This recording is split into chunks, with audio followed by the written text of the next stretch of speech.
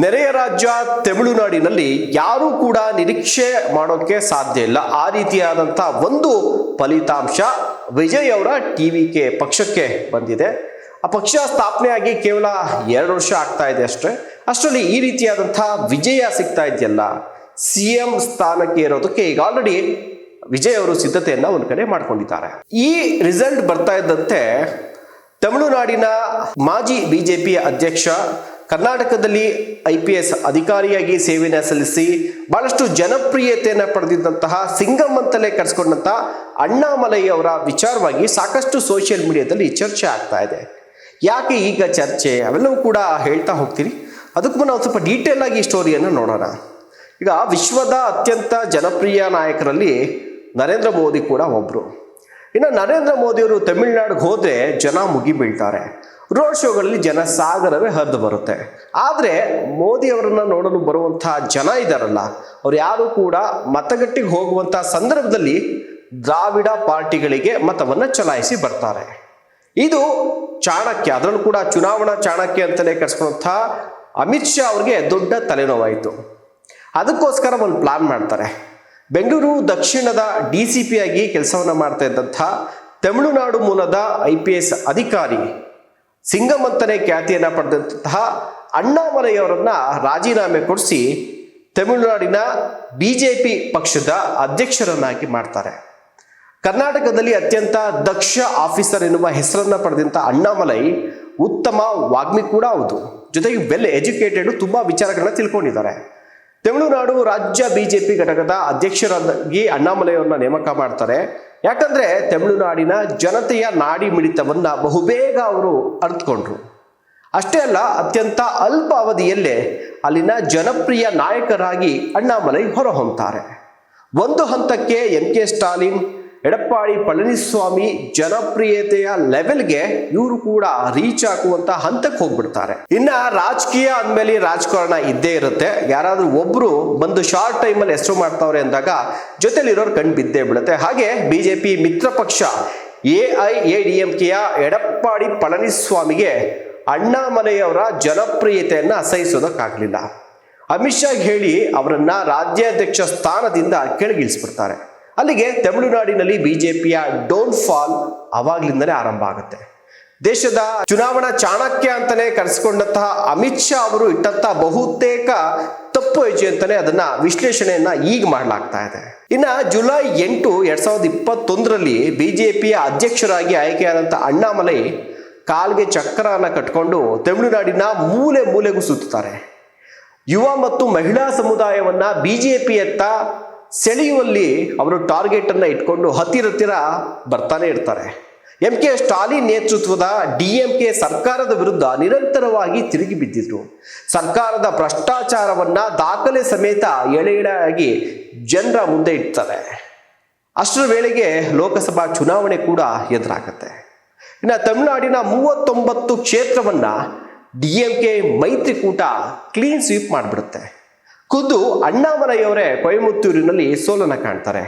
ಆದರೆ ಅಣ್ಣಾಮಲೈ BJPಯನ್ನ ಬೆಳೆಸಿದ್ದ ರೀತಿಗೆ ವಿರೋಧ ಪಕ್ಷಗಳೇ ಆಶ್ಚರ್ಯವನ್ನ ವ್ಯಕ್ತಪಡಿಸಿದ್ದು. ಯಾಕಂದ್ರೆ BJPಯ ವೋಟ್ ಶೇರ್ ಅನ್ನ 7.58% ಏರಿಸಿ 11.24ಕ್ಕೆ ತಂದು ನಿಲ್ಲಿಸಿದ್ರು ಅಣ್ಣಾಮಲೈ.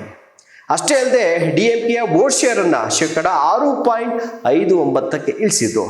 ಇನ್ನ AIADMK ಪ್ರತ್ಯೇಕವಾಗಿ ಸ್ಪರ್ಧಿಸಿದ ಹಿನ್ನೆಲೆಯಲ್ಲಿ BJP ವೋಟ್ ಡಿವೈಡ್ ಆಗಿತ್ತು ಎನ್ನುವುದಕ್ಕೆ ಚುನಾವಣಾ ಫಲಿತಾಂಶ ಸಾಕ್ಷಿಯಾಗಿತ್ತು.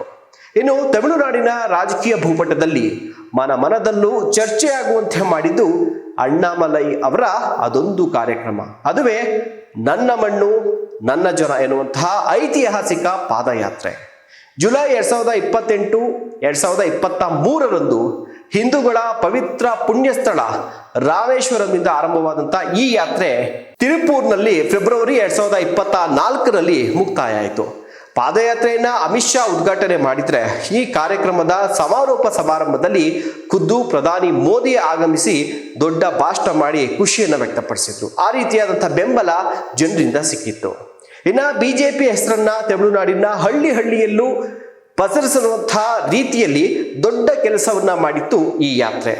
ಬಹುತೇಕ ಡಿಎಂಕೆ ಮೈತ್ರಿಕೂಟದ ವಿರುದ್ಧವಾಗಿ ಈ ಯಾತ್ರೆ ಸಾಗಿತ್ತು. ಆದ್ರೆ ಬದಲಾದ ರಾಜಕೀಯ ಲೆಕ್ಕಾಚಾರದಲ್ಲಿ ಎಐಎಡಿಎಂಕೆ ಮೈತ್ರಿಗಾಗಿ ಅಣ್ಣಾಮಲೈಯವರನ್ನ ಸೈಡ್ ಲೈನ್ ಮಾಡಬೇಕಾಗಿತ್ತು. ರಾಜ್ಯಾಧ್ಯಕ್ಷ ಹುದ್ದೆಯಿಂದ ಅವರನ್ನ ಕೆಳಗೆ ಇಳಿಸಲಾಯಿತು. ಇನ್ನ ನಯನಾ ರಾಜೇಂದ್ರನ್ನ ಬಿಜೆಪಿ ರಾಜ್ಯ ಘಟಕದ ಅಧ್ಯಕ್ಷರನ್ನಾಗಿ ಮಾಡಿದ್ರು. ಅಸೆಂಬ್ಲಿ ಚುನಾವಣೆಗೆ ಅಣ್ಣಾಮಲೈ ಅವರನ್ನ ಹೊರಗಿಟ್ಟು ಬಿಜೆಪಿ ಪಟ್ಟಿಯನ್ನ ಪ್ರಕಟ ಮಾಡಲಾಯಿತು. ಇನ್ನ ಅಣ್ಣಾಮಲೈ ಹಾಕಿದ ಸ್ಟೇಜ್ನಲ್ಲಿ ದಳಪತಿ ವಿಜಯ್ ಪಾರುಪತ್ಯ. ಅಣ್ಣಾಮಲೈಯವರ ಡೌನ್ಫಾಲ್ಗೂ ವಿಜಯ್ ಅವರ ಈ ಒಂದು ಗೆಲುವಿಗೂ ಏನ್ ಸಂಬಂಧ ಅಂತ ನೋಡೋದಾದ್ರೆ, ತಮಿಳುನಾಡಿನ ಜನತೆ ಇವೆರಡೂ ದ್ರಾವಿಡ ಪಕ್ಷದಿಂದ ಬೇಸತ್ತು ಆಗಾಗ್ಲೇ ಬದಲಾವಣೆಯನ್ನ ಬಯಸ್ತಾ ಇದ್ರು. ಇದನ್ನ ಮನಸ್ಸಿನಲ್ಲಿಟ್ಕೊಂಡಿದ್ದಂತಹ ಅಣ್ಣಾಮಲೈ ಅದಕ್ಕೆ ಪೂರಕವಾದಂತಹ ಕೆಲಸವನ್ನ ಕೂಡ ಮಾಡಿದ್ರು. ಬಿಜೆಪಿಯ ಹಿರಿಯ ನಾಯಕರಿಗೆ ಅಂಕಿ ಅಂಶದ ಸಮೇತ ಎಲ್ಲವನ್ನ ಕೂಡ ವಿವರಿಸಿದ್ರು. ಆದ್ರೆ ಬಿಜೆಪಿ ಅವರ ಮಾತಿಗೆ ಬೆಲೆನೇ ಕೊಡದೆ ಮೈತ್ರಿ ರಾಜಕಾರಣಕ್ಕೆ ಬೆಲೆಯನ್ನ ಕೊಡ್ತು. ಅಣ್ಣಾಮಲೈಗೆ ಪ್ರಾತಿನಿಧ್ಯ ಸಿಗದೆ ಇದ್ದಿದ್ದು ಬಿಜೆಪಿ ಬೆಂಬಲಿಗರ ಅಸಮಾಧಾನಕ್ಕೆ ಕಾರಣ ಕೂಡ ಆಯಿತು. ಇದರ ಲಾಭವನ್ನ ವಿಜಯ್ ಪಡೆದುಕೊಂಡ್ರು ಅಂತ ಸಾಮಾಜಿಕ ಜಾಲತಾಣದಲ್ಲಿ ಈಗ ಸಾಕಷ್ಟು ಚರ್ಚೆ ಆಗ್ತಾ ಇದೆ.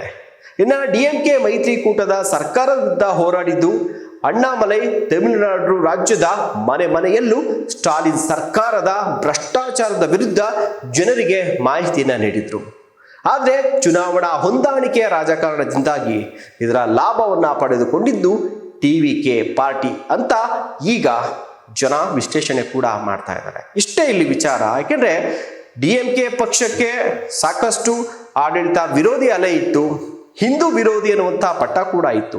ಎಲ್ಲೊಂದ್ ಕಡೆ ವಿಜಯ್ ಅವರ ಪಕ್ಷ 2 ವರ್ಷ ಕಳೀತಾ ಇದೆ. ಅಷ್ಟು ದೊಡ್ಡ ಮಟ್ಟಕ್ಕೆ ಸಂಘಟನೆ ಆಗಲಿ ಅಥವಾ ಸರ್ಕಾರ ವಿರುದ್ಧ ಹೋರಾಟಗಳು ಯಾವುದನ್ನು ಕೂಡ ಅವ್ರು ಅಷ್ಟಾಗಿ ಮಾಡಲಿಲ್ಲ. ಆದರೆ ಅದೆಲ್ಲವನ್ನ ಕೂಡ ಡಿಎಂಕೆ ಸರ್ಕಾರ ಮಾಡಿದಂಥ ಎಲ್ಲ ಹಗರಣಗಳಾಗಿರ್ಬೋದು, ಜನರಿಗೆ ನೋಡ್ತಾ ಇರುವಂತಹ ಮೋಸ ಆಗಿರೋದು, ಅಭಿವೃದ್ಧಿ ವಿಚಾರದಲ್ಲಿ ಕುಂಠಿತ ಆಗಿರುವಂಥದ್ದು, ಲಾ ಅಂಡ್ ಆರ್ಡರ್ ಪ್ರಾಬ್ಲಮ್, ಇವೆಲ್ಲವನ್ನ ಕೂಡ ಜನರಿಗೆ ಪಾದಯಾತ್ರೆ ಮೂಲಕ ಮನೆ ಮನೆ ಹಳ್ಳಿ ಹಳ್ಳಿಗೂ ಕೂಡ ತಲುಪಿಸಿದಂಥದ್ದು ಅಂತಂದ್ರೆ ಅದು ಅಣ್ಣಾಮಲೈಯವರ ಪಾದಯಾತ್ರೆ.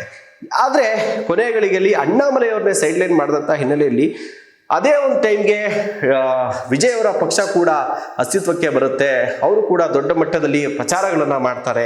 ಆದರೆ ವಿಜಯ್ ಅವರು ಈ ಡಿಎಂಕೆ ಪಕ್ಷದ ಭ್ರಷ್ಟಾಚಾರಗಳು ಇದನ್ನೆಲ್ಲ ಮುಟ್ಟಿಸೋದಕ್ಕೆ ಏನು ಸಾಧ್ಯ ಆಗ್ಲಿಲ್ವಲ್ಲ, ಅವೆಲ್ಲವನ್ನ ಕೂಡ ಬಿಜೆಪಿಯ ಅಣ್ಣಾಮಲೈಯವರು ಮುಟ್ಟಿಸಿದ್ರು. ಆದರೆ ಕೊನೆಯದಾಗಿ ಆ ಲಾಭ ಟಿವಿಕೆ ಪಕ್ಷಕ್ಕೆ ಸಿಕ್ತು. ಒಂದು ವೇಳೆ ಯಾವುದೇ ಮೈತ್ರಿಯನ್ನ ಮಾಡ್ಕೊಳ್ದೆ ಅಣ್ಣಾಮಲೈಯವ್ರನ್ನ ಏಕಾಂಗಿಯಾಗಿ ಬಿಟ್ಟು ಬಿಜೆಪಿ ಏಕಾಂಗಿಯಾಗಿ ಸ್ಪರ್ಧೆ ಮಾಡಿದ್ರೆ ಕನಿಷ್ಠ ಇವತ್ತು ವಿಜಯ್ ಅವರು ತೆಗೆದುಕೊಂಡಿದ್ರಲ್ಲ ಒಂದಷ್ಟು ಸೀಟ್ಗಳು, ಅದರಲ್ಲಿ ಒಂದು ಅರ್ಧ ಸೀಟ್ ಆದ್ರೂ ಕೂಡ ಇವತ್ತು ಬಿಜೆಪಿ ಕನಿಷ್ಠ ಇಲ್ಲಾಂದ್ರೆ ಒಂದು 25ರಿಂದ 30 ಸ್ಥಾನವನ್ನ ಕೂಡ ಪಡ್ಕೊಂಡು ಅಟ್ಲೀಸ್ಟ್ 2ನೇ ಅಥವಾ 3ನೇ ಲಾರ್ಜ್ ಪಾರ್ಟಿಯಾಗಿ ಬರ್ತಾ ಇತ್ತು. ಇವತ್ತು ಎಐಎಡಿಎಂಕೆ ಜೊತೆ ಸೇರಿ ಅವರು ಅಲಯನ್ಸ್ ಅಲ್ಲಾದ್ರೂ ಹೋದ್ರೂ ಕೂಡ 3ನೇ ಸ್ಥಾನಕ್ಕೆ ತೃಪ್ತಿಯನ್ನ ಪಡ್ಕೊಳ್ಳುವಂತಹ ಪರಿಸ್ಥಿತಿ ನಿರ್ಮಾಣ ಆಗಿದೆ. ಇನ್ನಾದ್ರೂ ಕೂಡ ಅಣ್ಣಾಮಲೈಯವರಿಗೆ ಮತ್ತೆ ಅವರನ್ನ ಮುಂಚೂಣಿಗೆ ತಂದು ಮುಂಬರುವಂತ ಎಲೆಕ್ಷನ್ ಅಷ್ಟೊಳಗಡೆ ಅವರು ಏಕಾಂಗಿಯಾಗಿ ಬಿಜೆಪಿ ಪಕ್ಷವನ್ನು ಮುನ್ನಡೆಸುವಂತಾಗ್ಲಿ ಅನ್ನುವಂಥದ್ದು ಅಣ್ಣಾಮಲೈ ಅಭಿಮಾನಿಗಳ ಆಶಯ. ನಮಸ್ಕಾರ.